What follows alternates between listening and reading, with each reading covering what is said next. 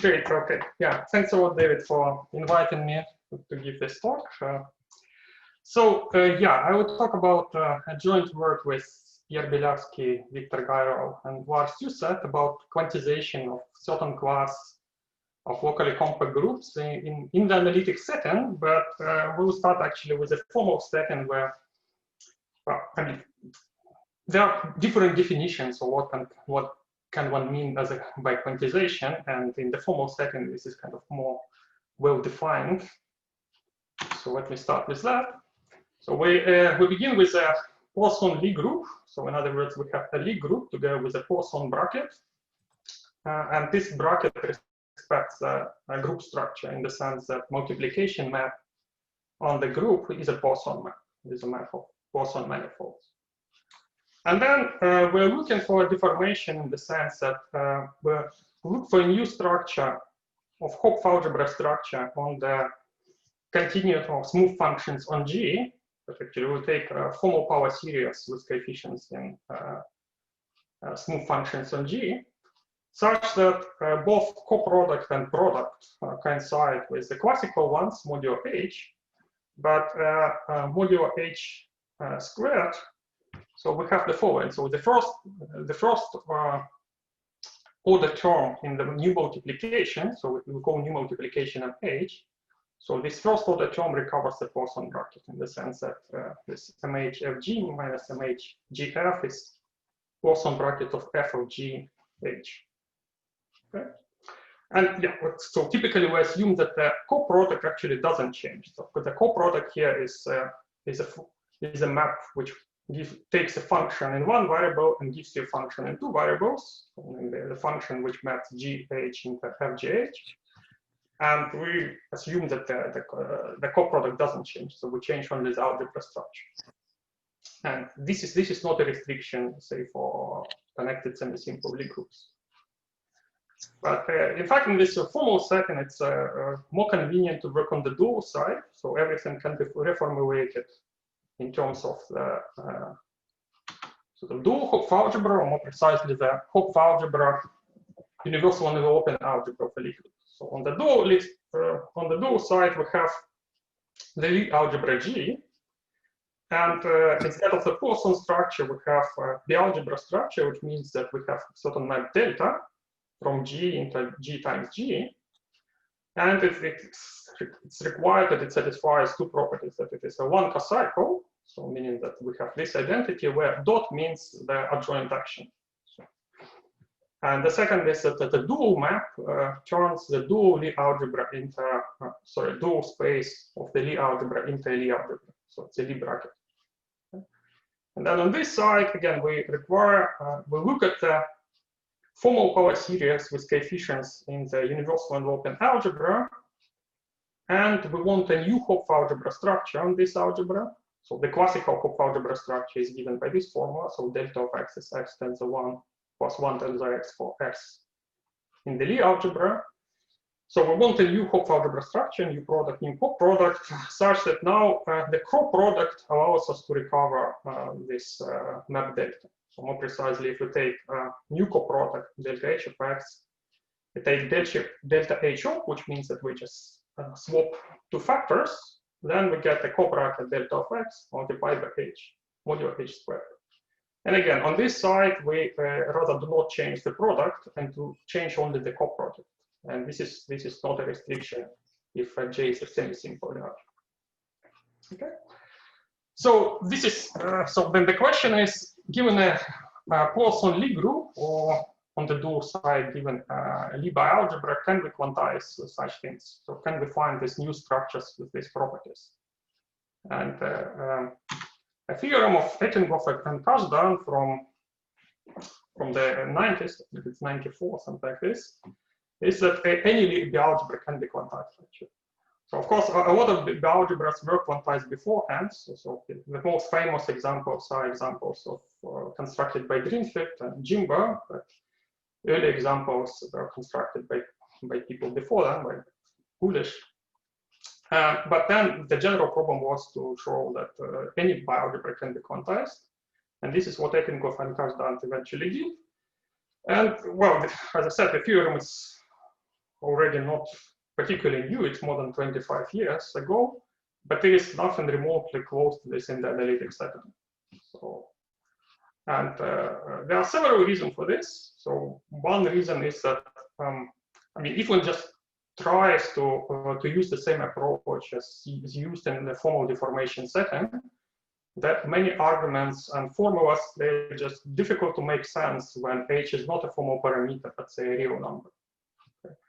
But again, here one could probably think that this is just a matter of being sufficiently clever to make sense of certain things, but in fact, the problems are kind of deeper. So there are real obstacles in making sense of various formulas in the analytic setting.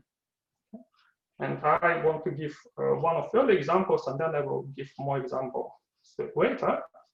So one of such early obstacles of analytical difficulties one has in quantizing things in the analytic setting is as follows.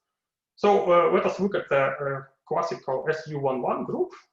So this is a group isomorphic to SL2, but we think of it as a group of complex matrices of this form. So there are two complex numbers, alpha and gamma. You look at matrices of this form of determinant 1. And purely formally or algebraically, it has a nice quantization, basically the same as going back to Greenfield with these two deformations. So you have you introduce new generators alpha and gamma. Q becomes a deformation parameter, and we have these relations. And the co-product is defined by this formula, which just reflects the usual sort of matrix multiplication. So it's the same co-product as sort of in the classical case. Okay. So what Q is, yeah, one can try different complex numbers, but later we'll say we will be interested only with Q between 0 and 1. And then what one can easily see from these formulas that if one tries to realize it as operators on a Hilbert space, then these elements must be unbounded operators. So one kind of immediately sees that there are some will be some technical difficulties to make sense of it in sort of analytic operator algebraic setting, because we'll have to work with unbounded operators, but okay, hopefully one can do it. But then Voronovich proved the following no-go theorem. So if we take this deformation parameter between -1 and 1, but non-zero, then the following bad thing happens. So let us take two irreducible infinite dimensional representations of these relations, alpha and gamma. So we can make sense. I'm not very precise, of course, you have to specify what exactly is required from these unbounded operators, alpha and gamma, but suppose this can be done. Yeah, so suppose we can realize in two infinite dimensional reducible representation these relations. And then we want to try to make sense of the tensor product. So in other words, we look at the expressions like this, and formally they satisfy the same algebraic relations as before, and this is what should be well defined. This corresponds to tensor product of irreducible representations of a sort of quantized group.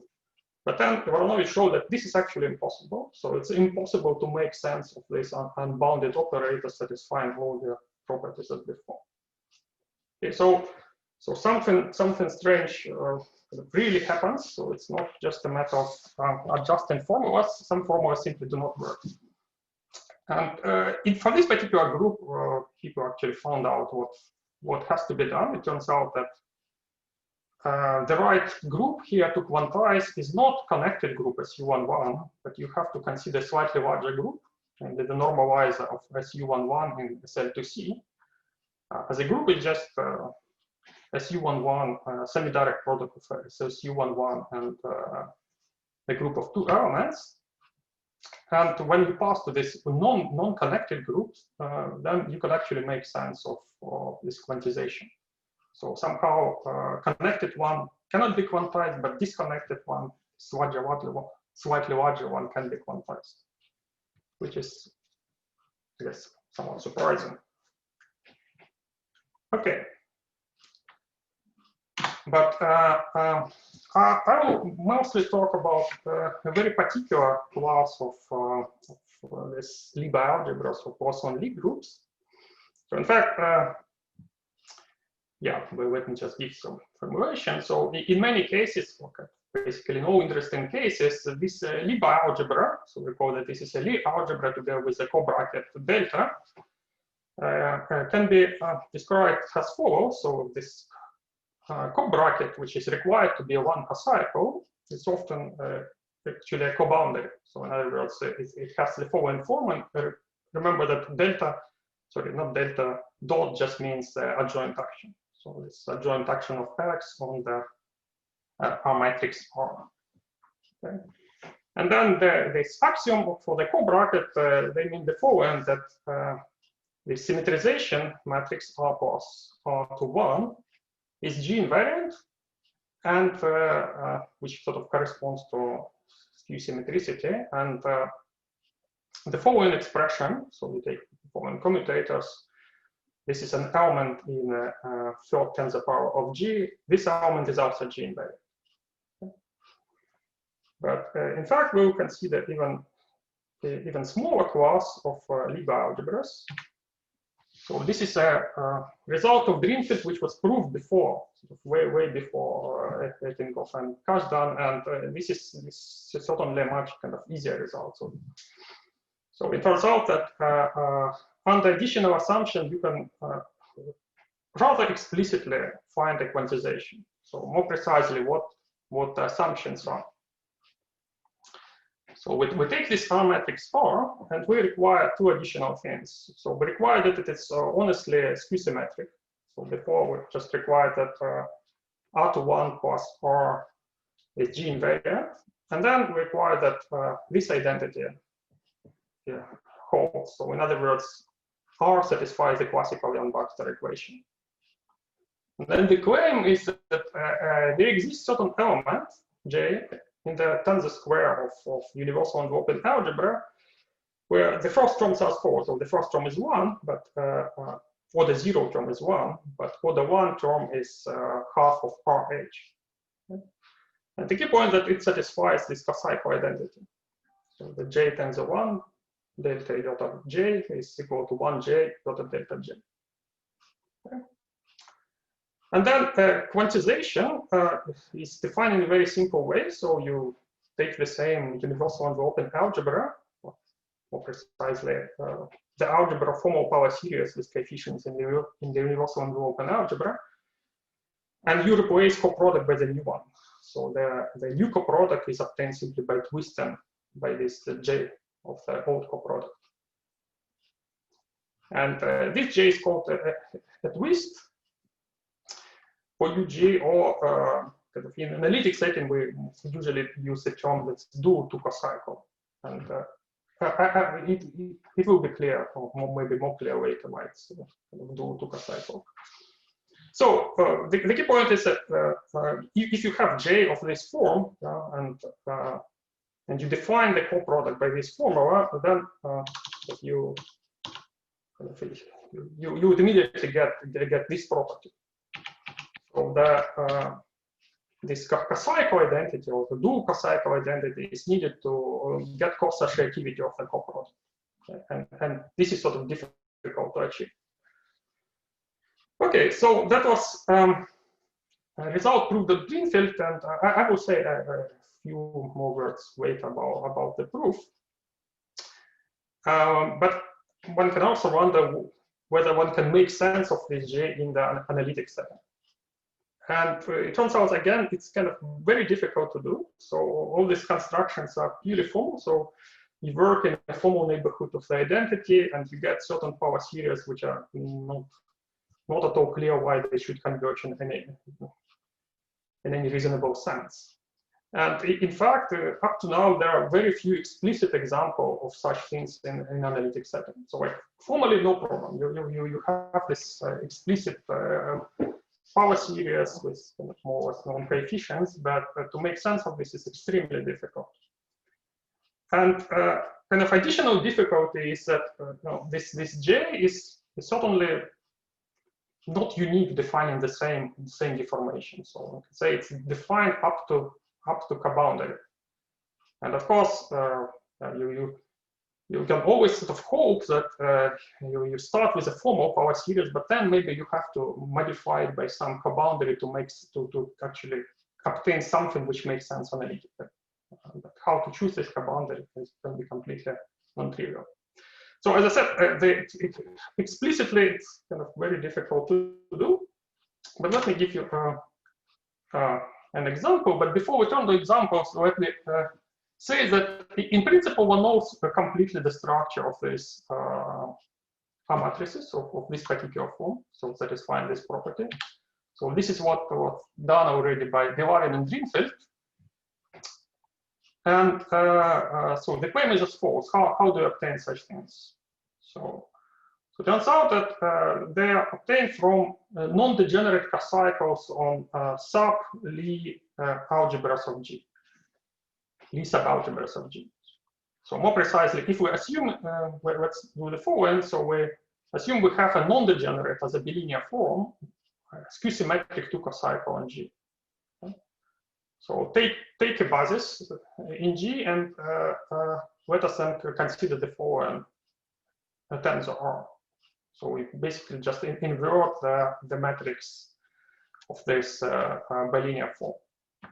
Well, it turns out that this R satisfies all these properties from this previous theorem, and this is the only way actually of getting such elements. So in general, you don't have non-degeneracy on the entire list about the algebra, but it might be necessary to pass this list of algebra, and then you have a similar description. But I mean, it is a description, but I should say that if one is interested in really kind of classifying such things, this is a really impossible task. So it's not at all clear which list of algebras have such cocycles, and so to classify, say, completely for a given the algebra all such matrices is as soon as the dimension is sufficiently large, like the dimension 4 or higher. It's extremely difficult. So you have to find all the list of algebras, classify them up to conjugation, and then find such cocycles. So it's almost impossible. But you have some description. At least you have a description in some sort of more classical terms, I can say. So and a particular class which will be interested is the following. So assume that this non-degenerate form is of this form. That you have some linear function on the Lie algebra, and the symmetric form on xy is simply the value of this linear function on the commutator of x and y.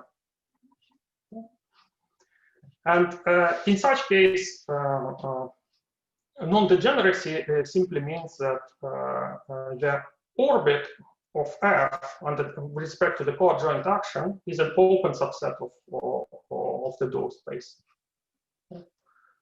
And such the algebras which admit such orbits are called Frobenius algebras. Okay. So this is again sort of a particular class of quantization which one can get. Okay, so let me give an example of such structure on an explicit cocycle. So this is the easiest possible example. So we consider the ax+b group, so group of matrices of the form AB 0, 1. So the Lie algebra just has two generators spanned by two elements x and y corresponding to A and B, and described by this relation that the commutator of x and y is 1. And then the R matrix of this form is a matrix like this, so x tensor y minus y tensor x, very explicit. And an explicit cocycle satisfying this property like this.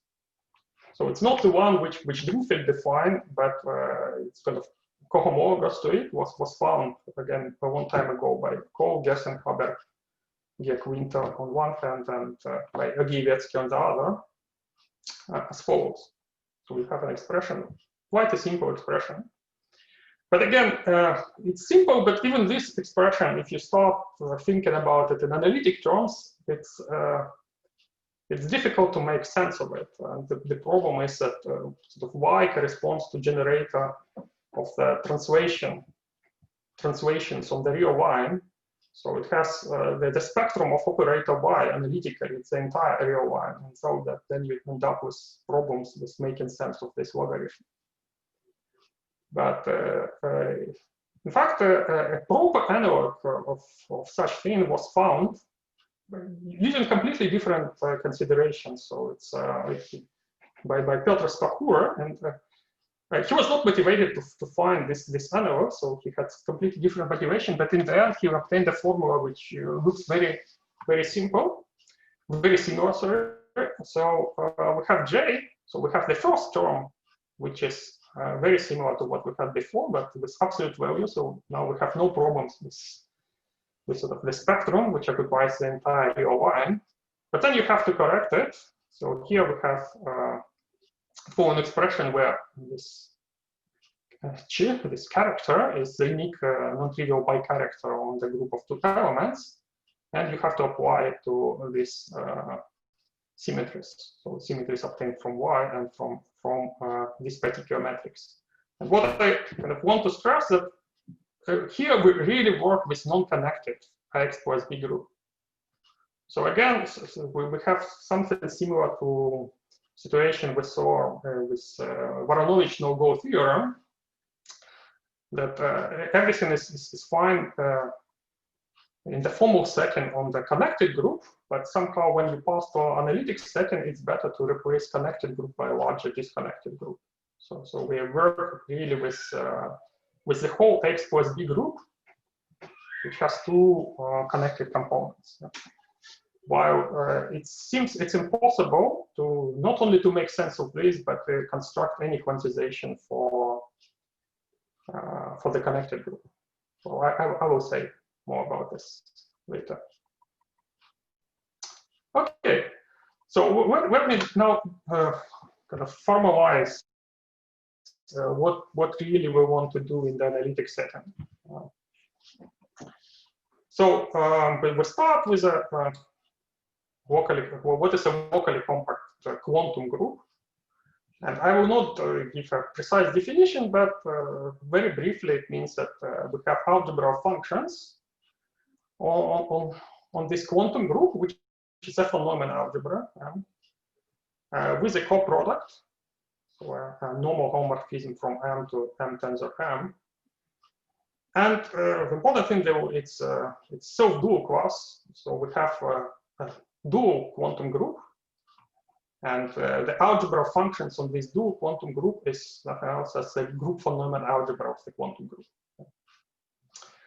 And what is then a dual cocycle? So dual unitary two cocycle is a unitary element in the von Neumann algebra of a group, of a quantum group with itself, such that we have the following identity. Yeah, so this is the same identity as before. So the only difference that I began to write delta hat instead of delta, so to indicate that this is a coproduct on the dual side. So why it's really called a kind of two cocycle? It's indeed a two cocycle identity in the case when G say is an abelian group. Then the group von Neumann algebra of an abelian group is just L infinity functions on the dual group, and then this identity would give you the usual two cocycle identity for cocycles on this dual group. Okay. But if we don't mention this dual group, we work on G, so we say just dual cocycle.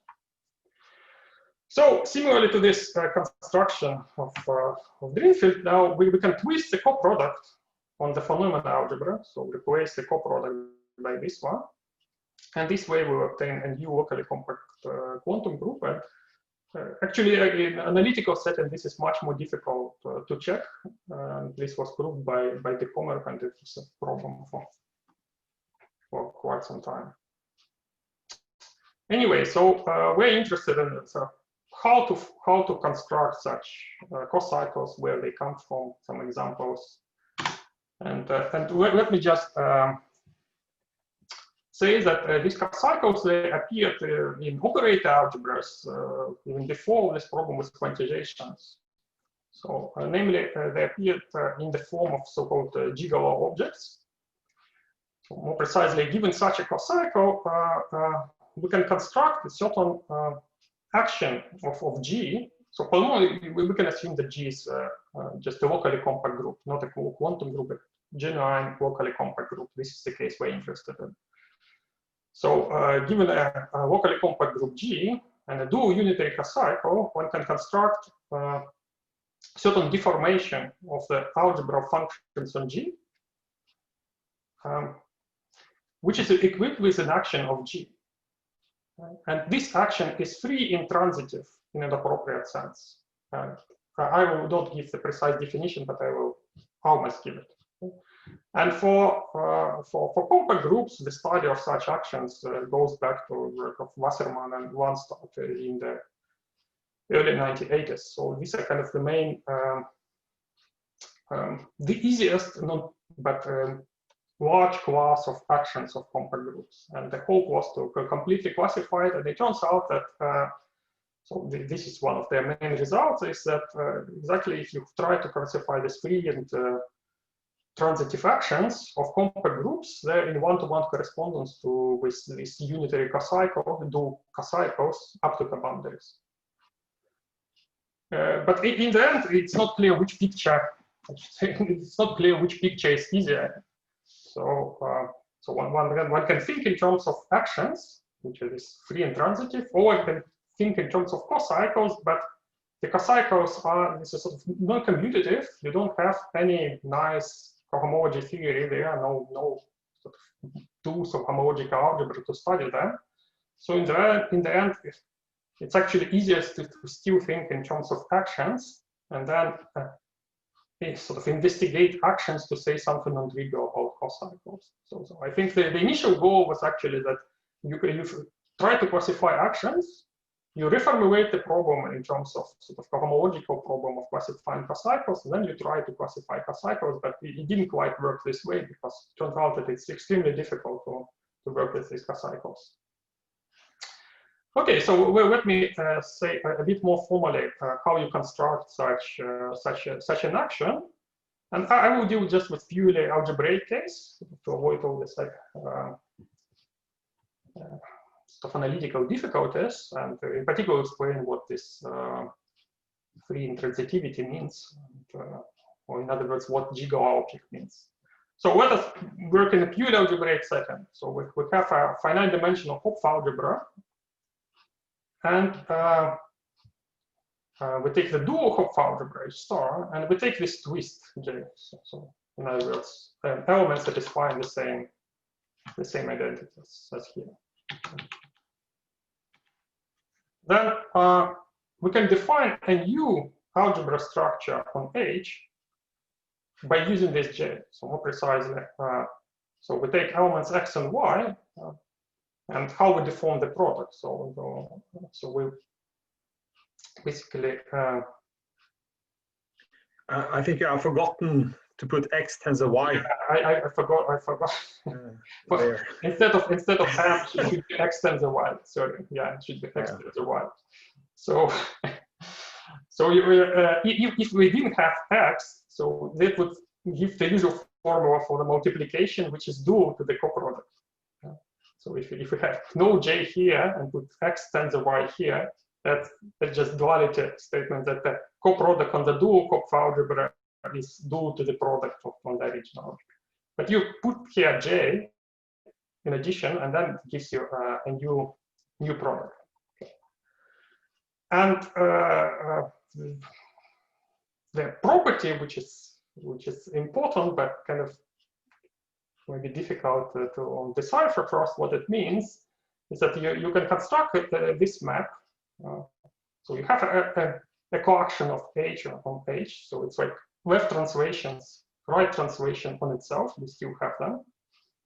And you have a map from this Hj tensor Aj to Aj tensor H given by this property. And the requirement is a linear isomorphism. It's not, I think, obvious what exactly this means. So say for finite groups and or more generally for compact groups, there are more transparent conditions. So very roughly, but it's not quite correct to think of this requirement is the following. So we have an action of a group, let's say on a for Neumann algebra. So we require that the action is ergodic, so the fixed point algebra is trivial. And there are technical requirements of integrability, but the important thing is the following, that if we look at the representation of a group, so we look at the algebra as a space, and then we have a representation, the action of a group defines the representation of a group on this space. So as a representation, it should look exactly as a regular representation. Okay, that's a requirement. It's not quite correct for arbitrary G, but it's true, say, for finite groups and for more generally for compact groups. Okay. So sort of the spectral property of an algebra look exactly the same as just function algebra in a group. So you have a regular action of a group, it gives you just regular representation. Okay. So this is a nice class of algebras is that people try to classify it, and so they describe it in terms of cocycles, but still there is not much known about this cocycles. So can I ask a question about this? Yeah. So I'm not sure I understand the comparisons. So I understand that there's no kind of cohomology theory which is going to classify twists. I think that's I understand that point maybe for the algebra from the algebra side. But you're saying there's a cohomology theory classifying one of these things that you're talking about? I didn't quite understand this. I'm saying that this twists, right? They form certain space. It's cohomological space, which you can think as a sort of non-commutative analog of the second cohomology of a group. I'm just saying that there is no good methods of homological algebra which allows you to say anything about this space. Okay. But you're not claiming that there is a cohomology theory for some, if you think about it some other way or anything like this. I mean, yeah, there is no even full-fledged cohomology theory, right? I mean, like already, we are talking about two cocycles, and already two cocycles, they form one set, right? So you don't have any additional structure in general on this equivalence classes of two cocycle up to coboundaries. Okay. If you look at similar things, say for three cocycles, then you don't even have very good notion of a three cocycle and cohomology. So I mean, it's kind of really bad from the point of view of abstract homological algebra, I think. Okay, thanks. Okay. So yeah, so one of the results which we proved, and this relies on some recent work of Kenny DeConner, it was in a rather inexplicit way, but they all come from sort of representation theory. So more precisely, if we approach this from the point of view of classifying actions, so the easiest possible actions we can have of a group is just you take a representation of a group on a Hilbert space, and you take the conjugation action on the algebra of operators in Hilbert space. And then you can ask when such a thing is a Gauss object. In other words, when such an action is free and transitive. Okay? And it turns out this can't happen, but if it happens, it happens only for one representation. So more precisely, the statement is the following. So we start with an arbitrary second countable locally compact group. And we have a unitary representation pi of G on some Hilbert space. And the claim is that the following statements are equivalent, that this action by conjugation on the algebra of operators on H is a G object. In other words, its action is free and transitive. Or the equivalent statement is that the regular representation simply decomposes into so it just has one irreducible component with some multiplicity, and this component is pi. So pi is irreducible, and the entire regular representation decomposes into copies, like infinite number of copies of this pi. Okay. So, for example, this statement says it's really kind of analytic. mean, you can never have anything like this for finite groups, for sure. So you cannot have a regular representation with just multiple of one irreducible representation. And then the claim is it's not just Gigo object, but you indeed have a certain coboundary, certain unitary two cocycle, uniquely determined up to coboundary, such that the algebra of operators on H is this deformation, so defined kind of similar to these formulas of the algebra of measurable functions on G by this cocycle. And this cocycle is really non-trivial. So in particular, if you take the co-product, then it's not co-commutative. So it's if you flip it, you get a different one. So you really get a genuine quantum group here. So it's neither group nor group duo, the corresponding deformation. So this result, I think, should be kind of thought as some sort of analog of this Drinfield's result, which I have for Frobenius Lie algebras. So why Frobenius? So recall that Frobenius are these Lie algebras where you have one coadjoint orbit which is open. Okay. So in the terms of representation theory, at least morally, I mean, it's maybe not quite true, but at least morally, you think that if you have a Lie group and you have one not only open the, let's say, dense coadjoint orbit, then by orbit method, it should correspond to a large representation, and this representation should be exactly like this representation pi appearing as the only representation which appears in the regular representation. I mean, this is kind of not a strict statement, but I think morally it's more or less the picture that the groups of this form are sort of in the Lie algebra, in the Lie group set, and they are more or less close to the class of Frobenius Lie groups. Okay.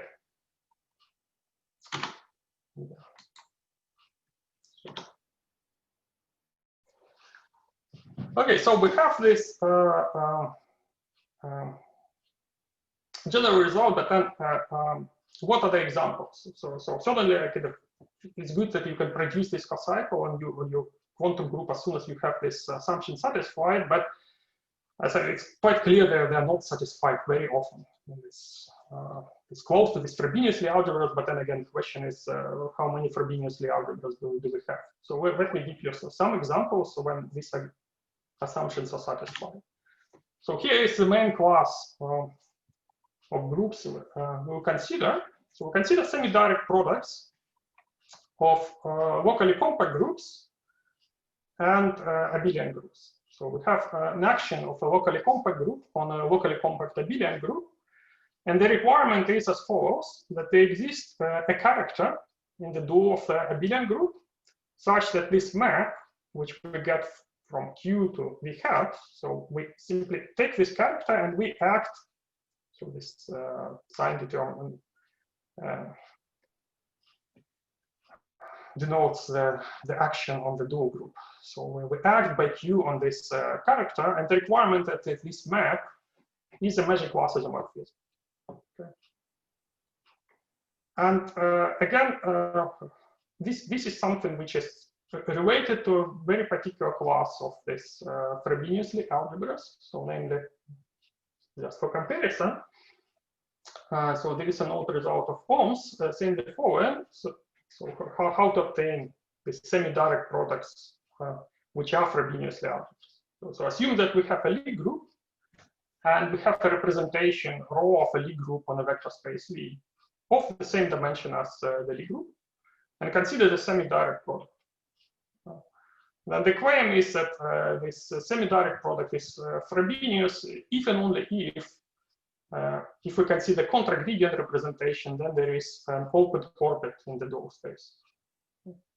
So here the requirement is kind of very similar. So we have dual group, and we do not quite require that we have open orbit. We rather have an orbit which is of full measure, but at the same time we require a little bit more. So here it requires only that orbit is open, but not necessarily dense, but we require really that we have a magic class isomorphism. So it's kind of, it's a dense orbit for sure. But say for complexly algebras, there is no difference. This is that would be the same open and open dense. Okay. So and for this particular this is a class of group which satisfy these assumptions. So one can relatively easily check. So here is a canonical representation coming from simply action of Q on V, and action of V on itself by translation. So this gives you an irreducible representation, and this irreducible representation satisfies this property in this theorem. So this means that in this case we have certain cocycle, and as I said, this should be thought as this sort of analytic analog of this Drinfeld cocycle for this particular class of groups. But okay, I mean, the theorem just tells you that such a cocycle exists, and it's indeed constructed in a rather implicit way. So we want to really write it down explicitly. And what it means to find explicitly is it's more or less the same as finding sort of explicit product, new product on the Hopf algebra. So like this product has sort of direct connection for this twist. The describing twist is more or less the same as product, and this is actually how Drinfeld proved the theorem. So he just used the non-quantization of the algebra function on a group, result due to Lichnerovich, and then translated this result in the terms of cocycle to obtain a cocycle. So we will use a very similar method, but so we need a good candidate for this algebra. And this comes from some non-quantizations. Okay, so before we do that, let me just mention some examples of such things. Let me give some examples. So yeah, if K is we can see the matrices of this form, where K is a locally compact field, and Tau is an order 2 ring automorphism of n by n matrices. For example, some conjugation by some matrix. And then we can see the matrices of this form, and one can check that if these two copies of n by n matrices and Q is this sort of quaternionic type group, then both these pairs satisfy these properties, which we have. Another example, somewhat similar nature, is the following. Again, you have a locally compact field, and we can see the Q matrices of this form, and acting on m copies of n by n. Sorry, Sergey, what is your field? What is K? Any locally compact field, if you want periodic numbers. Yeah, very good. Thank you. But yeah, the important thing is that you don't need it commutative. Yeah, if they're commutative, then of course one has a complete description of such things. So periodics, but what about like rational functions of a finite field? Like if it's finite characteristic, would it work? Yeah. I mean, as I said, any locally compact field is completely. Yeah, you can take function fields, or you can take periodic numbers. I mean.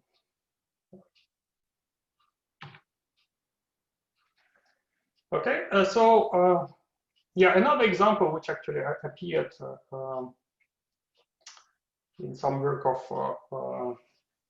Baaj, Skandalis, and Lars is the following. So you take again a non-discrete second count locally compact ring such that the set of invertible elements is a full Haar measure, and then you act by these invertible elements on multiplication on the dual group, and then it satisfies this. Again, will satisfy the same assumption.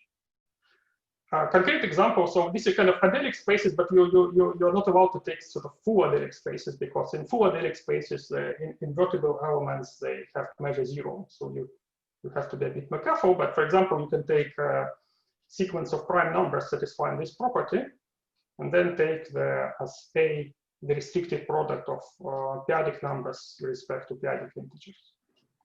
With that would satisfy this property. So, in other words, there are some examples, and you can construct more. But as I said, the question now is, can we construct an explicit cocycle? So we know that it exists already, but we're more interested in finding a concrete formula for it.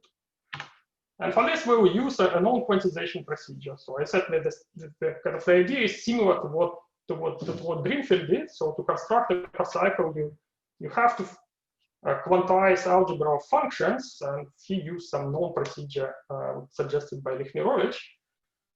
So we have to find, we use a procedure which makes sense purely analytically, sorry, analytically, not purely formally. So we will take a Kohn-Nirenberg quantization. So actually, the first idea is to take a Weyl quantization, which is much better known and used, but it turns out the Weyl quantization doesn't work here, but Kohn-Nirenberg quantization does work. So what is called Kohn-Nirenberg quantization? So you start, for every function f on v times v hat, you define an integral operator, which is we denote op k and ff by this formula. So in other words, the distributional kernel of this operator is extremely simple. So this f star v is partial Fourier transform in coordinate v. So you just take f, you slightly modify the arguments, and you take the partial Fourier transform in the second variable. So it's a very, very, very simple construction. And what you can do with it, now you have this Kohn-Nirenberg quantization map, and it extends. So you start from some nice functions f, but it actually extends to unitary from the L2 space on v times v hat onto the Hilbert-Schmidt operators on the L2 space. Okay. And this means that since it's a unitary isomorphism, you can now transport the algebra structure from the Hilbert-Schmidt operators to the L2 functions. So this gives you a new product on the L2 functions on v hat. Okay. Okay, but this space is not exactly our group, but our group is not very far. So we recall that the group we consider are semi-direct products on Q and V. And using this map, so we have a map, measure class isomorphism from Q onto V hat. So we can use this map to identify, at least as measure spaces, the group with the space V times V hat. So we have certain unitary operator. And using this unitary operator, we can transport then the product structure from L2 space to L2 space of G. This is sort of our analytic quantization of functions on G is. So as an algebra, it's just the algebra of Hilbert-Schmidt operators on the L2 space of G. And it turns out that this gives you the right thing. So we can explicitly compute corresponding cocycles. So the cocycle looks very simple. So it gives you this distributional kernel of this star, gives you a unitary operator in the phenomenon algebra of G with itself. It is a dual unitary 2 cocycle, and it's exactly the cocycle which is well, not exactly, but at least it's cohomologous to the cocycle from the previous theorem. So coming from the representation theory. Moreover, it's kind of extremely explicit. So up to some Fourier transform, this is just a transformation of this, which doesn't look too bad. Okay. And it turns out that it's basically in the simplest case of ax+b group, it coincides up to some trivial transformations with this. Where was it? Yeah. So recall that this is one of the easiest examples, explicit examples of these cocycles of called Gerstenhaber, Bieliavsky, and then there is this analytic analog found by Stachura. And it turns out that these cocycles, which we construct in the case of ax+b group, gives you exactly these cocycles. Well, not exactly, up to some trivial transformations. Okay. Well, so this sort of gives you two pictures how to quantize things. You can approach it from sort of representation theory. So as soon as you have in the first theorem, as soon as you have a representation such that the regular representation decomposes in copies of this representation, we know that there is certain cocycle, or you can approach it sort of more geometrically or classically, not sure what the right word is, and just construct this cocycle explicitly from Kohn-Nirenberg quantization, and it turns out that these are cohomologous. Well, let me finish briefly with one more picture of these quantum groups which we get, which is actually the most suitable for operator algebras, but in some sense it's I think the least intuitive, but it's probably the most convenient to work with, but in some sense it's least intuitive and I think the most difficult to motivate. So they are also called bicross products. So this is a way of constructing of quantum groups from a pair of subgroups. So more precisely, so assume we have a group, and we have two subgroups which intersect trivially, and such that G1, G2 is a subset of full measure of G. So this condition tells us that there are almost everywhere defined actions of G1 on G2 and G2 and G1. So more precisely, so you write elements of G1 and G2 in one form, and then you try to rewrite in the opposite way, and this gives you these actions.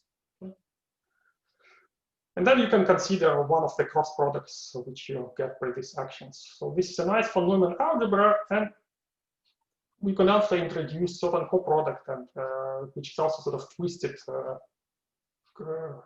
coproduct compared to the classical case, but I don't want to give a precise formula. So the main point is that since it's expressed in terms of this cross product with some nice actions, this is probably the most suitable for explicit computations of other things. And it turns out that this picture is again present here. So more precisely, so let us consider a group as before. So the semidirect product of Q and V. And consider this cocycle, if you want to define by this representation theoretical result or by this explicit construction using Kohn-Nirenberg quantization. And then they claim that this new quantum group, which we obtain, is actually bicross product obtained from simply this match pair of subgroups. But what is, I think, a little bit interesting for us is that it's of semi-direct product, not of Q and V, but actually of Q and V hat. Okay. And the examples of this sort, they already appeared for quite some time. This was one of the early examples of non-compact quantum group constructed by Baaj and Skandalis, where they found such a structure for ax+b group. And they defined sort of this quantum ax+b group as sort of bicross product. And what we can conclude now that, well, it's part of this more general procedure. And in fact, the same thing can be obtained in at least two different ways. So you can either get them by this representation theoretical result or from Kohn-Nirenberg quantization. And then we just finish by stressing that here we again have, it's important that we work with non-connected ax+b group. And so there is no quantization of the connected ax+b group, and we actually conjecture there is no such quantization in any reasonable sense. And so from this representation theoretical results, you kind of easily see it, what the difference between connected one and disconnected one, and why the full ax+b group is better than its component. So in fact, if you deal with just connected component or ax+b group, the representation theory looks very simple. You have a bunch of one-dimensional representations, and you have two infinite dimensional reducible representations.